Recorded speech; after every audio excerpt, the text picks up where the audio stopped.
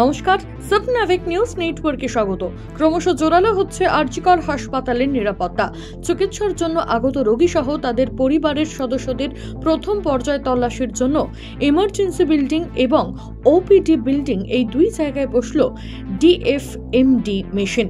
এবার থেকে এই দুই বিল্ডিংয়ে প্রবেশ করতে গেলে রোগী এবং তার আত্মীয়দের ডোর ফ্রেম মেটাল ডিটেক্টরের ভেতর দিয়েই প্রবেশ করতে হবে। এই দুই ডিপার্টমেন্ট থেকে শুরু হলেও পরবর্তীকালে রোগী এবং আত্মীয়দের প্রবেশের ক্ষেত্রে বিভিন্ন বিভাগেও এভাবে নিরাপত্তা সুনিশ্চিত করবে সিআইএসএফ, এমনটাই সূত্রের খবর। জরুরি বিভাগের পর এবার আরজিকর মেডিকেল কলেজ ও হাসপাতালের মর্গে এলেন সিবিআই আধিকারিকেরা। বৃহস্পতিবার দুপুরে নিজাম প্যালেস থেকে 5 সদস্যের সিবিআই এর একটি দল আরজিকর হাসপাতালে পৌঁছে হাসপাতালের প্ল্যাটিনাম জুবিলি বিল্ডিং এর পাশের মর্গে ঢুকতে দেখা যায়।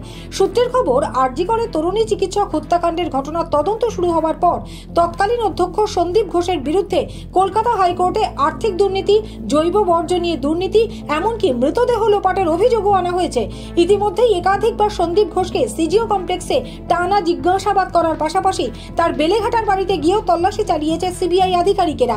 আর এদিন সিজিও কমপ্লেক্সে সন্দীপ ঘোষকে জেরা চলাকালীন সময়ই আর্থিক দুর্নীতি সংক্রান্ত মামলার তদন্তের সূত্রে মর্গের বিভিন্ন তথ্য এবং নথিপত্র যাচাই করতেই বৃহস্পতিবার আরজিকরের মর্গে এলেন সিবিআই এর বিশেষ তদন্তকারী দল। গমের ভুসি রপ্তানির আড়ালে প্রায় 28,000 বোতল নিষিদ্ধ তরল মাদক উদ্ধার করল এসটিএফ এবং গাইঘাটা থানার পুলিশ।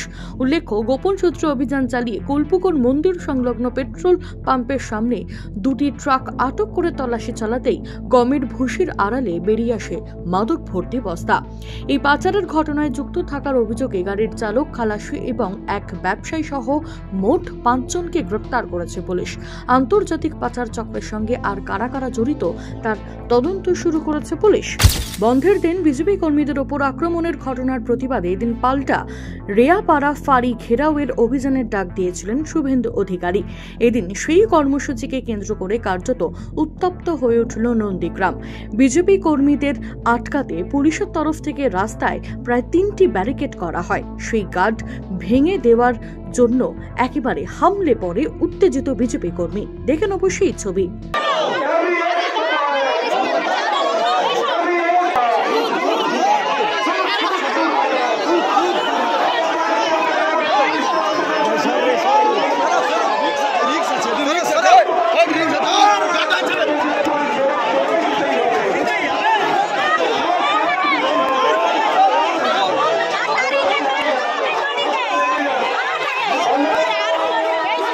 এবার থেকে রবিবারও মেট্রো চলবে, কি ভালো খবর তো।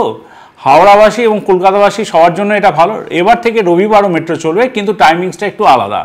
টাইমিংসটা যেটা হলো সেটা হলো দুপুর 2:15 থেকে রাত্রি 9:45 পর্যন্ত আমরা মেট্রো পরিষেবা দেব এই হাওড়া ময়দান এবং এসপ্ল্যানেডের মধ্যে।